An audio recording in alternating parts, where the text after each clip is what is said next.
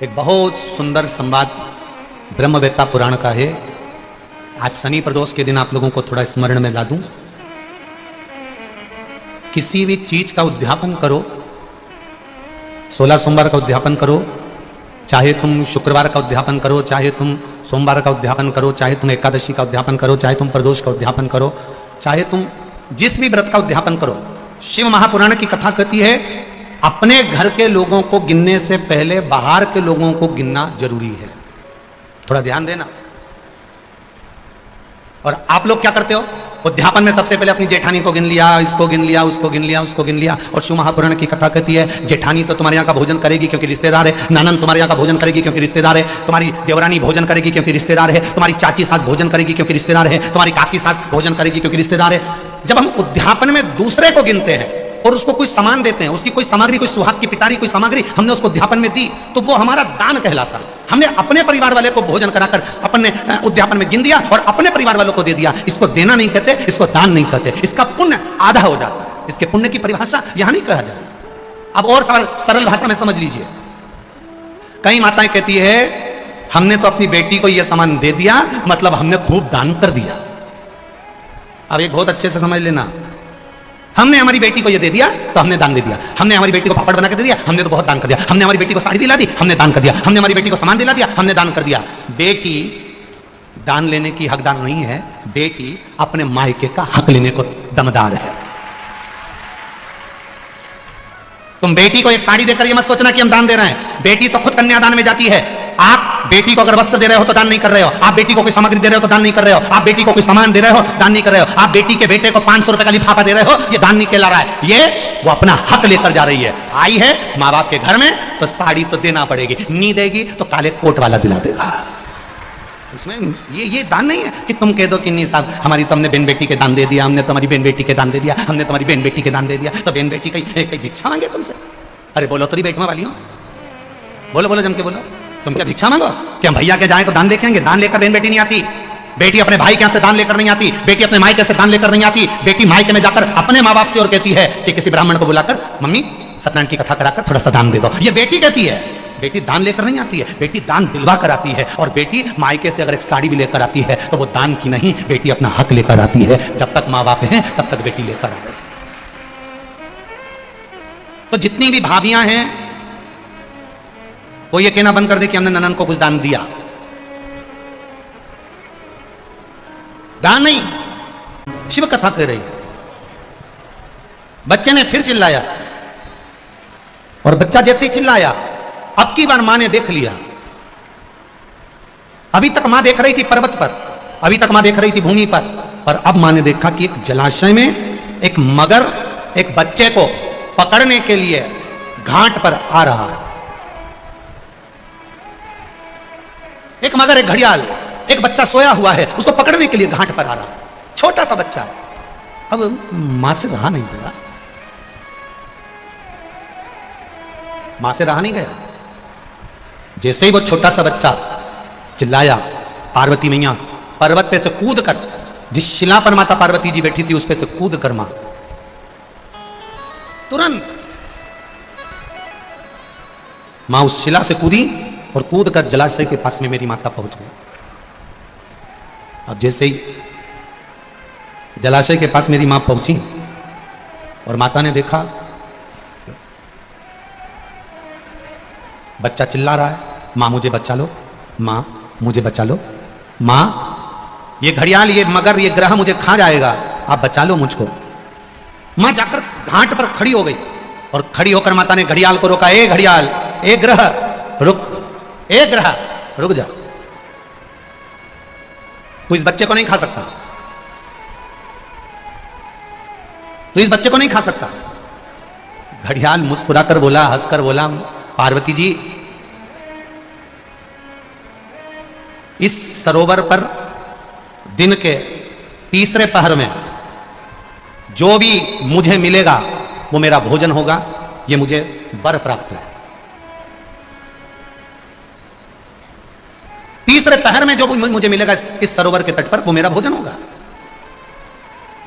अब देखिए किसी किसी का एक समय होता है, जैसे आज बेटमा वालों की किस्मत है, आज बेटमा वालों का भाग्य है कि शनि प्रदोष के दिन आप ये पावन शिव महापुराण की कथा सुन रहे हो, तो ये आपका भाग्य है।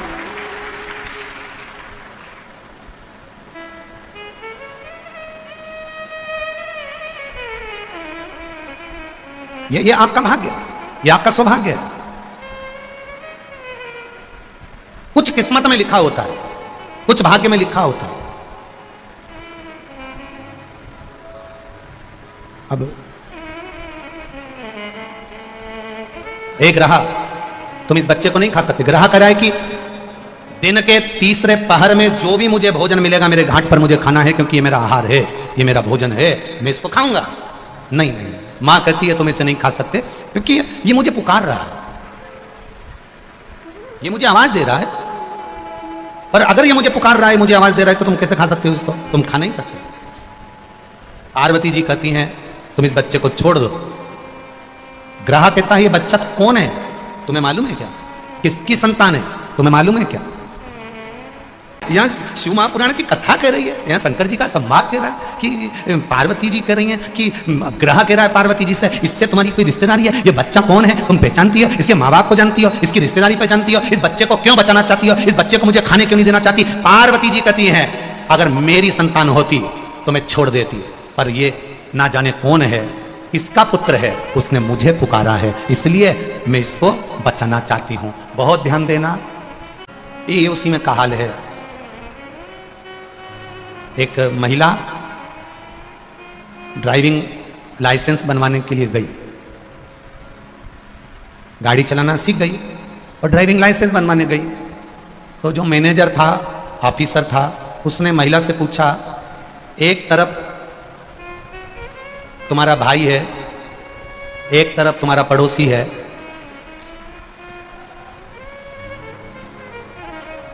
तुम गाड़ी से जा रही हो, इधर भाई है इधर पड़ोसी है, तुम किसको मारोगी? महिला तुरंत बोल दी पड़ोसी को। मैनेजर ने कहा, ऑफिसर ने कहा मैं 3 साल से तुम्हारा ड्राइविंग लाइसेंस बनवाने का प्रयास कर रहा हूं, 3 साल से समझा रहा हूं कि इधर पड़ोसी है इधर भाई है, और तुम्हें अगर मारना है तो किसको मारोगी? तुमसे 3 साल से कह रहा हूं कि ब्रेक मारूंगी ऐसा बोल, तू जब देखो जब पड़ोसी को मारूंगी बोलती है। व्यक्ति का, आधे व्यक्ति का उद्धार तो इसीलिए नहीं हो पा रहा क्योंकि वो दूसरों को देख देख के जले जा रहा। पड़ोसी के यहां ट्रैक्टर आ गया दूसरे नंबर का, इसने रोटी खाना छोड़ दी। ये उसी में कहा है जैसे एक बुढ़िया के सामने से कपास की गाड़ी निकल कर गई, ढेर कपास बड़ा और कपास की गाड़ी निकल कर जा रही है। अब बुढ़िया ने सोचा इतना सारा कपास कितने का बिकेगा, कितना पैसा आएगा, कितना धन आएगा? बुढ़िया सोच सोच के बीमार पड़ गई और नीचे टपक गई, बेहोश, चक्कर खा के नीचे। घर के लोग आए, उसको उठा के अंदर ले गए, सबने पानी का छींटा दिया, उठी नहीं रही। सब चिल्लाने लगे, रोने लगे, बहुएं धाड़ धाड़ के रोने लगी, बेटे रोने लगे। डॉक्टर ने भी आकर देखा तो इसकी तो सांस नहीं चल रही, सब रो रहे हैं, सब चिल्ला रहे हैं। सामने वाली अम्मा को मालूम पड़ा जो इसके पास में बैठती थी, उसने आते से पूछा क्या हुआ? बस बैठी थी अम्मा बाहर ओटले पर, दरवाजे पर, सामने से कपास की गाड़ी निकल कर गई और अम्मा बस थोड़ी देर बाद चक्कर खा के गिर गई। इतने में सामने वाली आंटी ने कहा, सामने वाली अम्मा बोली तुम चिंता मत करो, अभी उठ के बैठती है, मैं अपनी सहेली को अच्छे से जानती हूँ, तुम रुको, तुम सब ऐसी कैसी रोना, मैं अम्मी बाहर जाती हूँ अभी आऊंगी। और जैसी वो अम्मा बाहर गई और आते से दौड़कर बोली जीजी जो तेरे सामने से कपास की गाड़ी गई थी ना उसमें आग लग गई। जीजी उठ के बैठ गई तुरंत, एकदम तैयार, और तुरंत पल्लू लेके बोली सही में। डॉक्टर भी आश्चर्य में पड़ गया, इसको कौन सी दवाई दी? कुछ नहीं, दूसरे को देख देख के जले जा रही, चले जा रही। 4 व्हीलर गाड़ी कैसे आ गई, बंगला कैसे बन गया, इतनी जोरदार जमीन में फसल कैसे आ गई, बहू इतनी अच्छी कैसे आ गई, सब इसका कहना मान के चले। इतनी जोरदार बहू आई, और बहू भी आई नहीं, यहाँ छोरा भी हो गया, अब तो और मरी गई।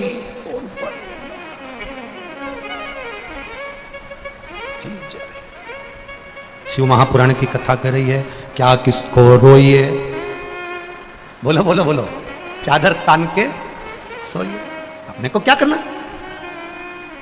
शिव मंदिर में जाना, शंकर के मंदिर में जाना, 1 लोटा जल अगर शंकर भगवान को चढ़ा रहे हो, अपनी सामर्थ्यता के अनुसार। पड़ोसन चांदी के लोटे से जल चढ़ा रही है, उससे हमें मतलब नहीं। पड़ोसन सोने के लोटे से जल चढ़ा रही है, हमें उससे मतलब नहीं। पड़ोसन किस लोटे से जल चढ़ा रही है, हमें उससे मतलब नहीं है। आपके पास में जो पात्र है, भगवान को उस पात्र से जल चढ़ाओ। एक दिन आएगा भगवान तुम्हारे हाथ में भी चांदी का लोटा पकड़ा देगा। ईर्ष्या से नहीं,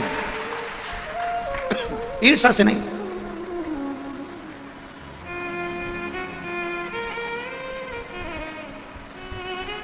हमारी आदत है, हम शिव जी के मंदिर में जाते जाते भी हम थाली देख लेते हैं। इसकी पूजन की थाली में इतना सामान रखा है, मेरी थाली में तो कुछ है ही नहीं। अभी अभी थोड़े दिन बाद ये होली हो जाए तो वो एक माता जी की पूजन होगी, शीतला माता की। शीतला माता की पूजन होती है, यहाँ होती है, अरे बोलो तो होती है। शीतला माता की पूजन होती है ठंडे समय में, शीतल समय में।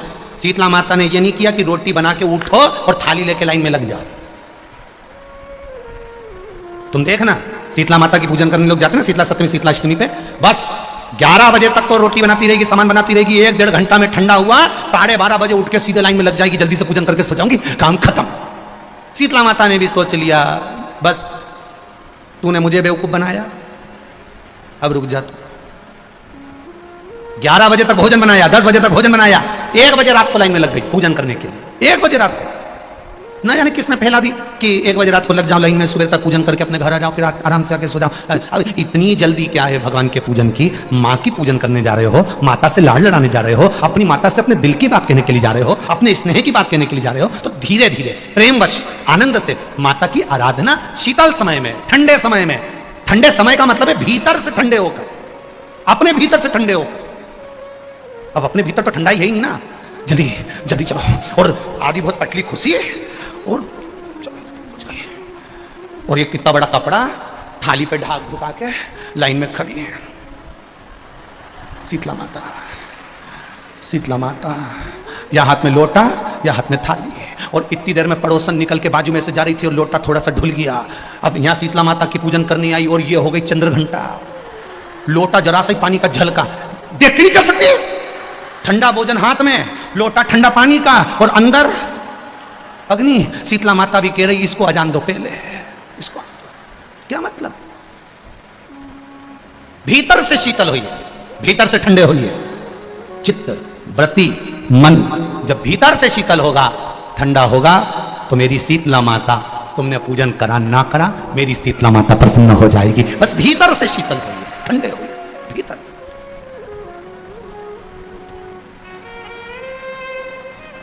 मां ग्रह के रहा है, मगर के रहा है, घड़ियाल के रहा है। आप इसको बचाना क्यों चाहती हो? आपका क्या रिश्तेदार लगता है? आपका क्या पहचान वाला है? आपका क्या परिचित है? नहीं। मां कहती है अगर मेरा परिचित होता तो बात दूसरी हो। ये मेरा परिचित नहीं है, तो फिर मां कहती है इसने मुझे पुकारा है, और माता कहकर पुकारा है। पार्वती जी का यह संवाद अपनी जिंदगी में उतार कर रखिएगा। पार्वती माता ने ग्रह को, ब्रह्मवेत्ता पुराण में एक बात कही है कि पार्वती जी ग्रह को कह रही है, मगर को कह रही है कि शंकर भगवान को, देव अधिदेव महादेव को और मुझे, संसार का कोई जीव माता और पिता कहकर अगर पुकारता है तो पार्वती जी कहती है शिव और पार्वती उसके सामने जाकर खड़े हो ही जाते हैं। ये निश्चितता है। उसने पुकारा, ठीक है।